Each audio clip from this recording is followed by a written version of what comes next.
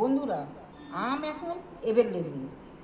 কাঁচা আম এই গরমের দিন মুখে ভাত ভালো লাগছে না, কিন্তু আমি এই আমের আচার কাছে থাকলে ভাত অবশ্যই খেয়ে নেবে। যেখানে ভালো লাগে না দুমুঠো ভাত পাতে ফেলে রেখে দেবে, শেষ পাতে আমের এই রেসিপি দিয়ে তোমরা ভাত সেই দুগালো ভাত খেয়ে নিতে পারো লাস্টের পাতে। আজ আমি অমনি যে আমের আচার করে আমি সেইভাবে আচার করবো নি। আজ আমি বানাবো অন্য ধরনের একটা আমের আচার। দেখো বন্ধুরা, এখানে আমি 5টা আম নিয়েছি। 5টা আমেতেই 1.5 কেজি আম হয়ে গেছে। এখানে আমগুলো প্রথমেই আমি ছাড়িয়ে নিব, ভালো করে প্রথমে ধুয়ে নিয়েছি। আর আমগুলো দেখতে যা দারুণ না, একবারে বড় বড় আম। আমগুলো প্রথমেই আমি ছাড়িয়ে নেব। আমগুলো আমি একটু বটিতেই ছাড়িয়ে নিচ্ছি। তোমরা পারলে ছুরি ব্যবহার করতে পারো। এখন ছাড়ানার, খোসা ছাড়ানার কত রকম কায়দা উঠেছে, মেশিনপত্র উঠেছে। আমার বটিটাই সেফ। একটু দগলে খোসাটা ছাড়াচ্ছি, যাতে না সবুজ অংশটা বেশি থাকে।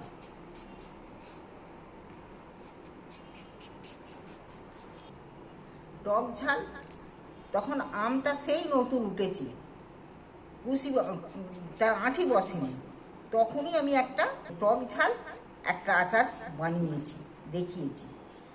তো এইটা আমি মিষ্টি ঝাল করবো। সেইটা শুধু ঝাল, টক ঝাল হয়েছে। এইটা টক মিষ্টি ঝাল সব রকম থাকবে। দেখো খোসার মধ্যে, এর মধ্যে খোসা রাখিনি, পরিষ্কার করে ছাড়িয়ে নিয়েছি। এইভাবে আমি সব আমগুলোকে, খোসাগুলোকে পরিষ্কার করে প্রথমেই আমি ছাড়িয়ে নেব। এই আমের খোসাটা ছাড়াতে ছাড়াতে তোমরা যদি চ্যানেলে নতুন হয়ে থাকো, চ্যানেলটা তাহলে আমার সাবস্ক্রাইব করে রেখো। আমি এগুলো চটপট সব খোসাগুলোকে ঠিকঠাকভাবে ছাড়িয়ে নিই। বন্ধুরা, আমগুলোকে আমি সব ভালোভাবে খোসাগুলো ছাড়িয়ে নিয়েছি আমি। এইবার আমি আমগুলোকে আর একবার ধুয়ে নেব। খোসা ছাড়ানো হয়েছে তো, আর একবার ধুয়ে নেব। গামলার মধ্যে জল দিয়েছি, এই জলের গামলার জলেতে ধুয়ে নেব। এখানে আমি আমগুলোকে ভালো করে ধুয়ে তুলে নিচ্ছি।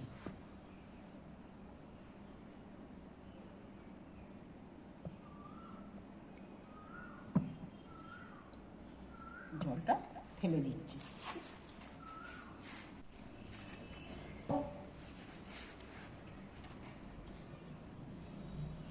এবার জলটাকে, এতে জল থাকলে ভালো হবে না, জলটাকে শুকনো করে নিল, গামছা মুছে নিল। এবার আমটাকে এই সাদা কাপড়ের মধ্যে মুছে মুছে শুকনো করে নেব গাটাকে।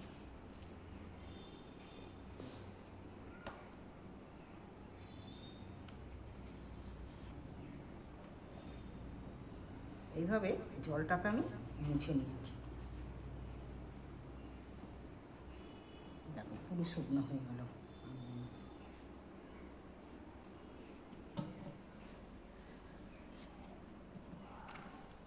প্লেটটাও মুছে নিচ্ছি। এইবার আমি এখানে এই চাঁচা নিয়েছি। এই চাঁচার মধ্যে আমি একটু চেঁচে আমটাকে চেঁচে নেব।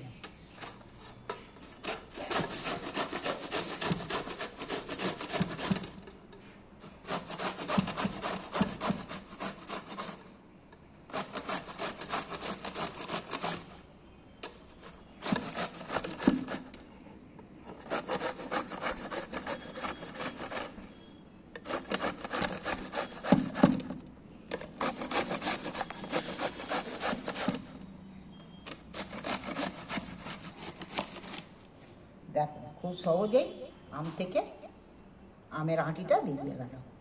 আমটা এখানে একদম সম্পূর্ণ চাঁচা হয়ে গেল। এইভাবে প্রত্যেকটা আম আমি চেঁচে নেব। দেখো আমি এই চাঁচার আমগুলো 4টে 5টা আমকেই চেঁচে নিয়েছি। এই যে একদম কাদা কাদা মতো হয়ে গেছে। তবে আমি এই কাদা কাদাটা রাখবো না। দেখো আঁটিগুলো 5টা আমেরই আমি আম থেকে ভালো করে চেঁচে নিয়েছি। আর এখানে কত জল জল মতো হয়ে গেছে দেখো। এই জলটা আমি রাখবো না, জলটাকে আমি একটু ছেঁকে নেব। ছাঁকুনি নিয়েছি, ছেঁকে ফেলে দেবো খানিকটা জল। এই ছাঁকুনি দিয়ে একটু চেপে চেপে জলটা ফেলে দিলে তাহলে টকটা অনেকটা কমে যাবে। আর এই জলটা ফেলে দিলে জিনিসটা অনেক দিন টিকবে, টিকসই হবে, টকটাও কমে যাবে। কাঁচা আমের টক তো এখন খুব বেশি, এই কাঁচা আমের টকটাও অনেকটা কমে যাবে। আমটা এই রেসিপিটা করে তুমি অনেক দিন রেখে দিতে পারবে, থেকেও যাবে অনেক দিন, প্রচুর জল বেরোবে। একদম শক্ত করে নিংড়াবুনি, অমনি মোটামুটি নিংড়ে খানিকটা জল কমিয়ে দেবো। হাত দিয়ে চেপে যতক্ষণ বেরো। এখানে আর একটা জায়গা নিয়েছি, এর মধ্যে ঢেলে নিচ্ছি।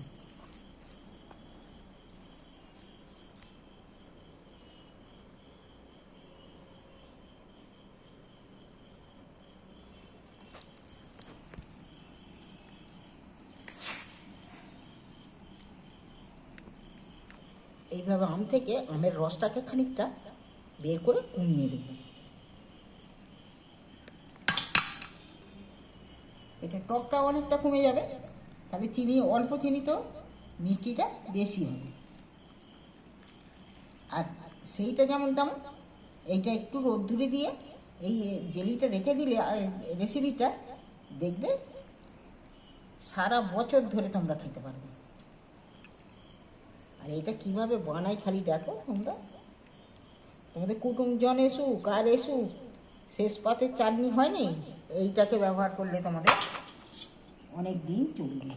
দেখো তোমাদের সাথে কথা বলতে বলতে ছাঁকুনি দিয়ে আমি সব আমগুলো ছেঁকে নিয়েছি, ছেঁকে রসটা অনেকটা কমিয়ে দিয়েছি। অনেকটা মানে প্রায় হাফ গামলা, একদম ঘন দুধের মতো।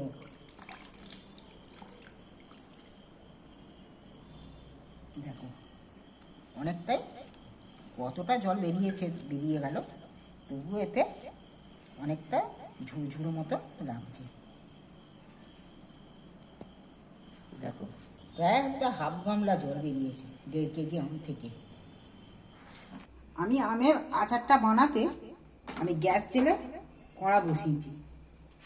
কড়াই আমি এখানে শুকনো লঙ্কা 6-8টা শুকনো লঙ্কা ভেজে নেব। শুকনো খোলায় একটু নাড়াচাড়া করে লঙ্কাগুলো আমি ভেজে নেব। শুকনো ভেজে নিলে শুকনো লঙ্কা ভাজাটা খেতে কিন্তু দারুণ স্বাদ হয়, তেলের থেকে শুকনো ভাজলে টেস্টি বেশি হয়। দেখো লঙ্কাগুলো ভাজা হয়ে গেছে। এবার এই গরম খোলা আমি এখানে 1 চামচ গোটা জিরে নিয়েছি, জিরেটা এর সাথে একটু ভেজে নেব। জিরেটা বেশি ভাজলে কালো হয়ে যাবে, শুধু জাস্ট একটু গরম করে একটু ভেজে নেবো হালকা করে। সেন্ট উঠে গেলেই অফ করে দেবো। ভাজা হয়ে গেছে, সেন্ট উঠে গেছে, এইবার আমি ঢেলে নিচ্ছি। এটা ততক্ষণ ঠান্ডা হয়। এটা ঠান্ডা হতে হতে আমি এখানে 2টো তেজপাতা দিয়েছি, 2টো গোটা শুকনো লঙ্কা, আর গোটা পাতে 5 ফোড়ন। এইটার মধ্যে আমি একটু সর্ষের তেল ব্যবহার করছি, 1 চামচের মতো দিয়েছি। এবার এইটাকে ভেজে নেব।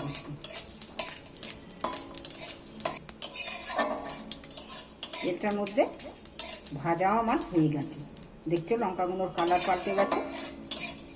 এইবার আমি যে চাঁচা আমটা রস বের করা, সেই আমটা এবার আমি তুলে দিচ্ছি।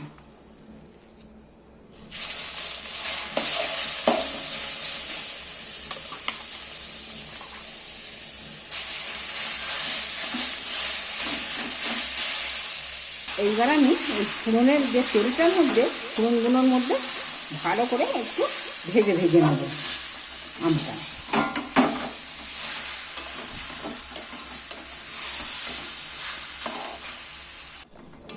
দেখো নাড়তে নাড়তে কতটা ঘাঁটা ঘাঁটা মতো হয়ে গেছে। এর মধ্যে জলটা যেটুকুন ছিল সেটুকুনো শুকনো হয়ে ঘাঁটা ঘাঁটা মতো হয়ে গেছে। এইবার এখানে আমি 1 চামচ নুন দিচ্ছি। নুনটা দিয়ে একটু ঘেঁটে দিচ্ছি। নুনটা দিয়ে ঘেঁটে দিলে তাহলে পুরো নুনটা মাখা মাখা হয়ে যাবে, প্রত্যেকে প্রায় ভালো করে মিক্সড হয়ে যাবে নুনটাও দিয়ে নাড়াচাড়া করে নিল। মিক্সড হয়ে গেছে নুনটা। এইবার আমি এখানে 1 কেজি চিনি দিচ্ছি। চিনিটা দিয়ে এইবার আমি নাড়তে থাকবো।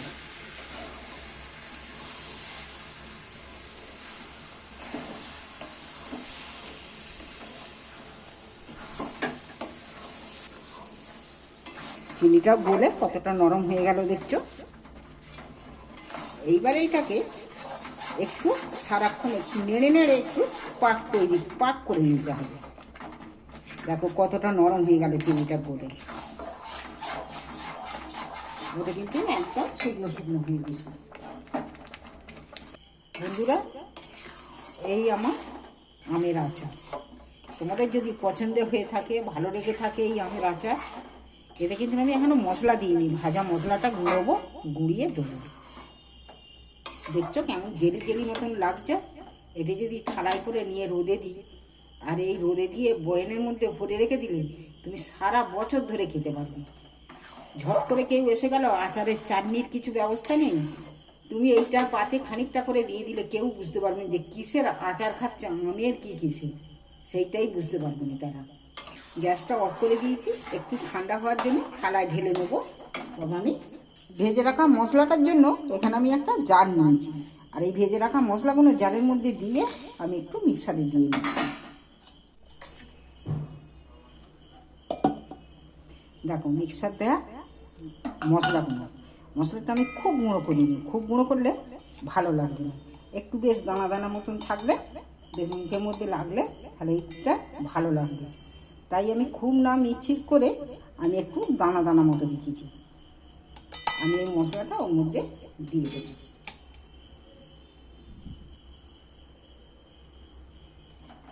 এই আচারের মধ্যে দিয়ে দিই। এইবার আমি আচারটাকে ভালো করে মশলাটা মিক্স করে নিচ্ছি।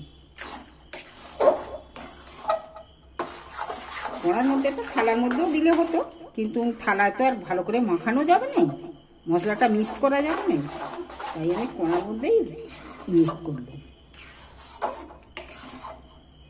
কালারটা কি তোমাদের ভালো লাগছে? কালারটা দারুণ লাগছে না? কালারটাও বদলে গেল। আর যত খাবে টক, ঝাল আর মিষ্টি। ঠান্ডা হয়ে গেছে। এইভাবে তোমরা যদি আমের জেলি মতো করে রাখো, তোমাদের এটা সারা বছর খেতে পারবে। এইবার আমি থালার মধ্যে ঢেলে নিচ্ছি। আমের তো অনেক কিছুই খাও, আম কাসুন্দি, আম গুড়, অনেক রকমই হয়ে থাকে।